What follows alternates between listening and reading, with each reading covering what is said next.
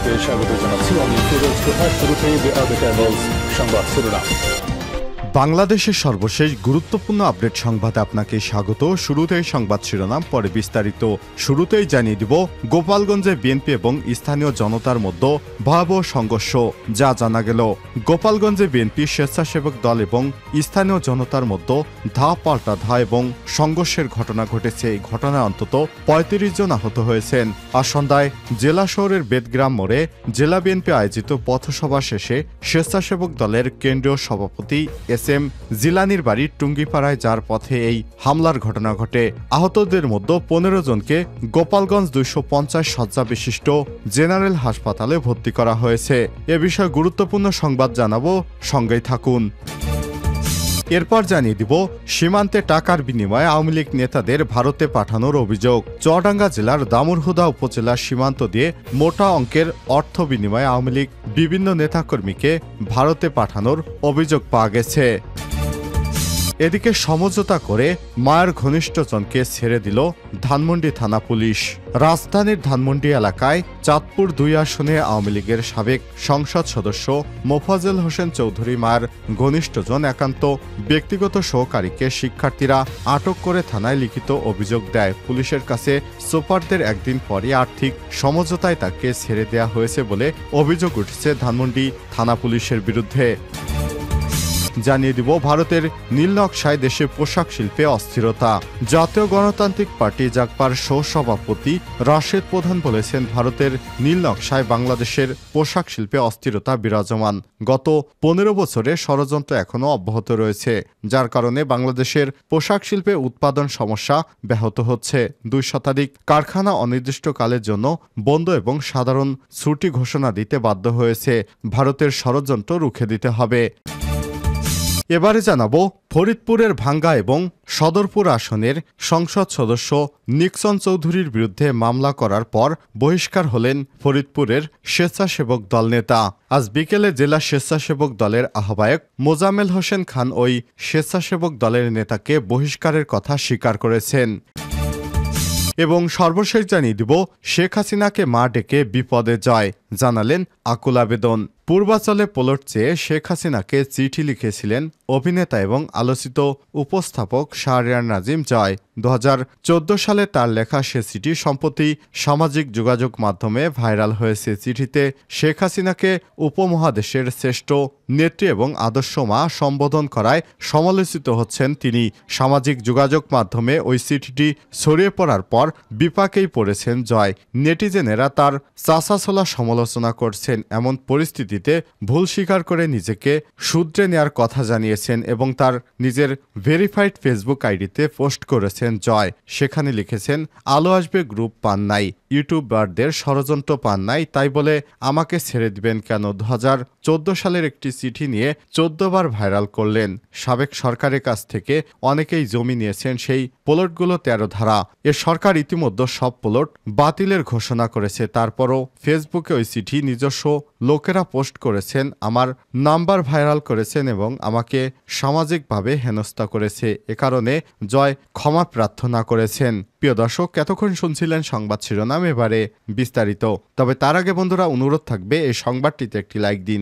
এই চ্যানেলে আপনি নতুন হয়ে থাকলে আমাদের সংবাদটি দেখতে দেখতে চ্যানেলটি সাবস্ক্রাইব করে রাখুন। কমেন্ট করে আপনার মূল্যবান মতামত জানিয়ে দিন বন্ধুরা, এই সংবাদটি আপনি বিশ্বের কোন দেশ থেকে বা বাংলাদেশের কোন স্থান থেকে দেখছেন এবং শুনছেন। এবারে বিস্তারিত। গোপালগঞ্জে বিএনপির এবং স্থানীয় জনতার মধ্যে সংঘর্ষে যা জানা গেল, গোপালগঞ্জে বিএনপি এবং স্বেচ্ছাসেবক দল এবং স্থানীয় জনতার মধ্যে ধা পাল্টা ধা এবং সংঘর্ষের ঘটনা ঘটেছে। এই ঘটনায় অন্তত ৩৫ জন আহত হয়েছেন। শুক্রবার ১৩ সেপ্টেম্বর সন্ধ্যায় জেলা শহরের বেদগ্রাম মোড়ে জেলা বিএনপি আয়োজিত পথসভা শেষে স্বেচ্ছাসেবক দলের কেন্দ্রীয় সভাপতি এস.এম. জিলানির বাড়ি টুঙ্গিপাড়া যার পথে হামলার ঘটনা ঘটে। আহতদের মধ্যে ১৬ জনকে গোপালগঞ্জে ২৫০ শয্যা বিশিষ্ট জেনারেল হাসপাতাল এবং ৩ জনকে টুঙ্গিপাড়া উপজেলা হাসপাতাল ও ৩ জনকে ঢাকায় পাঠানো হয়েছে। অন্যদের বিভিন্ন ক্লিনিকে পাঠানো হয়েছে। স্থানীয় সূত্র থেকে জানা গেছে, শুক্রবার সন্ধ্যায় জেলা শহরের বেদগ্রাম মোড়ে পথসভা শেষে গাড়িবহর নিয়ে টুঙ্গিপাড়া যাচ্ছিল বিএনপির কেন্দ্রীয় নেতাকর্মীরা। এ সময় তাদের গাড়িবহর সদর উপজেলার উপজেলার ঘোনাপাড়া মোড়ে পৌঁছালে আওয়ামী লীগের ব্যানারে ফেস্টুন সেরাকে কেন্দ্র করে স্থানীয় জনগণের সঙ্গে বিবাদে জড়ায় বিএনপি এবং সহযোগী সংগঠনের নেতাকর্মীরা। এক পর্যায়ে উভয় গ্রুপের মধ্যে সংঘর্ষ ধা পাল্টা ধা এবং ব্যাপক সংঘর্ষ শুরু হয়। এতে কেন্দ্রীয় স্বেচ্ছাসেবক দলের সভাপতি SM জিলানী এবং তার স্ত্রী, গোপালগঞ্জ জেলা মহিলা দলের সভাপতি রওশনারা রত্নাসহ 35 জন আহত হয়েছেন। এছাড়াও কয়েকটি গাড়ি ও দোকানপাট ভাঙচুরের ঘটনা ঘটে। সংঘর্ষের ভিডিও ধারণ করতে গেলে সময় টিভির ক্যামেরা পার্সন SM মানিক আহত হন।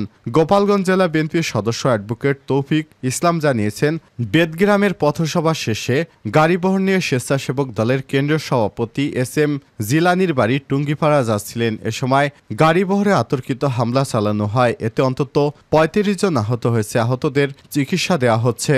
সদর উপজেলা বিএনপির সভাপতি শহীদুল ইসলাম লেলিন বলেন, টুঙ্গিপাড়া যাওয়ার পথে ঘোনাপাড়া মোড়ে আওয়ামী লীগের সন্ত্রাসীরা এই হামলা চালিয়েছে। এতে আমাদের স্বেচ্ছাসেবক দলের কেন্দ্রীয় সভাপতি SM জিলানি এবং তার স্ত্রী রওশনারা রত্না সহ অনেকেই আহত হয়েছেন। সীমান্তে টাকার বিনিময়ে আওয়ামী লীগের নেতাদের ভারতে পাঠানোর অভিযোগ। চুয়াডাঙ্গার দামুড়হুদা উপজেলার সীমান্ত দিয়ে মোটা অঙ্কের টাকার বিনিময়ে আওয়ামী লীগ বিভিন্ন নেতাকর্মীকে ভারতে পাঠানোর অভিযোগ পাওয়া গেছে। একটি সূত্র বলছে, সীমান্তে বিজিবি এবং পুলিশের নামধারী সোর্সের মাধ্যমে এসব অর্থ বিনিময় করে তারা ভারতে পালিয়ে যাচ্ছেন তারা।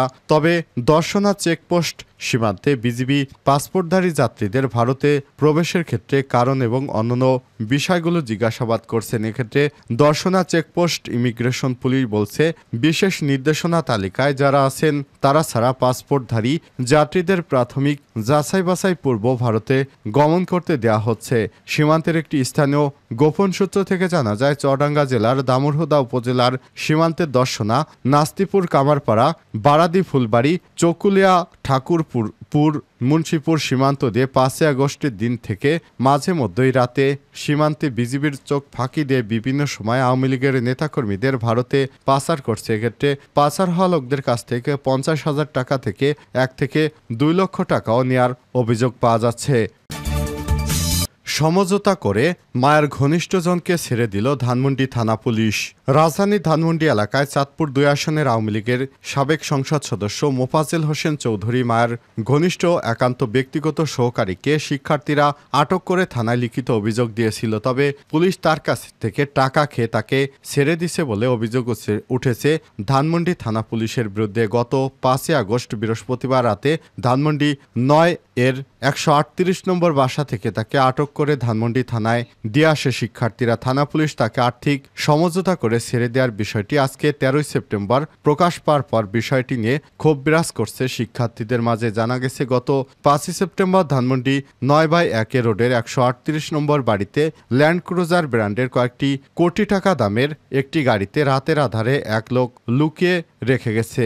রাতে যাওয়ার সময় গাড়িতে থাকা নম্বর প্লেট খুলে দিয়ে গেছে এমন খবর পেয়ে সন্ধ্যার পর শিক্ষার্থীরা বাড়িটি ঘেরাও করে। সময় বাড়িটির মালিক দাবি করেন, শুক্কুর হাওলাদার নামে এক ব্যক্তির গাড়ির কাগজপত্র নিয়ে আসেন। ওই সময় তিনি নিজেকে আওয়ামী লীগের সংসদ সদস্য মোফাজ্জেল হোসেন মায়ের একান্ত সহকারী পরিচয় দিলে শিক্ষার্থীরা তাকে আটক করে। পরবর্তী গাড়ির কাগজপত্র যাচাই বাছাই করে দেখা যায় মূলত কয়েক কোটি টাকার মূল্যের গাড়িটি জামালপুর 1 আসন আওয়ামী লীগের সংসদ সদস্য আবুল কালাম আজাদের, যিনি শেখ সেলিমের ভাইরা। অবৈধভাবে কোটি টাকা মূল্যের এ গাড়িটি তাড়াহুড়ো করে একটি চুক্তিনামার কাগজ বানিয়ে আনেন মায়ার একান্ত সহকারী শুক্কুর হাওলাদার। এ সময় শিক্ষার্থীরা জাতীয় জরুরি সেবা 999-এর মাধ্যমে সহায়তা চাইলে ধানমন্ডি থানার উপপরিদর্শক মাহফুজুর ঘটনাস্থলে আসেন এবং পুলিশ এসে শুক্কুর হাওলাদার ও গ্যারেজের মালিকের সাথে দফায় দফায় সমঝোতার কথা বলতে দেখা যায়। দীর্ঘ 8 ঘন্টা নানা তালভানা শেষে শিক্ষার্থীদের তোপের মুখে গাড়ির কাগজপত্র সহ গাড়ির চাবি জব্দ করে নিয়ে যায় পুলিশ। তবে শেষ পর্যন্ত পুলিশ ওই ব্যক্তিকে ছেড়ে দিয়েছে বলে আজ 13 তারিখে খবর প্রকাশিত হয়েছে। নিক্সনের বিরুদ্ধে মামলা করার পর বহিষ্কার স্বেচ্ছাসেবক দল নেতা। ফরিদপুর 4 আসনের এমপি মুজিবুর রহমান নিক্সন চৌধুরী এবং বিএনপি ও আওয়ামী লীগের নেতাকর্মীদের নামে মামলা করায় বহিষ্কার হয়েছেন ভাঙ্গা উপজেলা স্বেচ্ছাসেবক দলের আহ্বায়ক শিকদার সাইদুর রহমান মিটু। শুক্রবার বিকেলে জেলা স্বেচ্ছাসেবক দলের আহ্বায়ক মোজাম্মেল হোসেন খান ওই স্বেচ্ছাসেবক দলের নেতাকে বহিষ্কার করার কথা স্বীকার করেছে। এর আগে বৃহস্পতিবার রাতে জেলা স্বেচ্ছাসেবক দলের আহ্বায়ক মোজাম্মেল হোসেন খান এবং সদস্য সচিব শাহরিয়ার শিথিলের স্বাক্ষরিত সংবাদ বিজ্ঞপ্তিতে সব তথ্য জানানো হয়েছে। তবে এতে বলা হয়, ভাঙ্গা উপজেলা স্বেচ্ছাসেবক দলের আহ্বায়ক মিঠুর বিরুদ্ধে দলীয় শৃঙ্খলা ভঙ্গের সুনির্দিষ্ট তথ্য প্রমাণিত হয় তাকে দলীয় পদসহ দলের প্রাথমিক সদস্য পদ থেকে বহিষ্কার করা হলো। এর আগে গত বুধবার ফরিদপুর আদালতে দ্রুত বিচার আইনে এমপি নিক্সন সহ বিএনপি এবং আওয়ামী লীগের নেতাকর্মীদের বিরুদ্ধে মামলা করেন মিঠু। এজাহারে ছাত্র আন্দোলনে আসামিরা হামলা চালিয়েছে বলে অভিযোগ আনা হয়। মামলার বিষয়ে মিঠু বলেন, আমি যাদেরকে আসামি করেছি তাদের সঙ্গে নিক্সন চৌধুরীর ছবি আসে।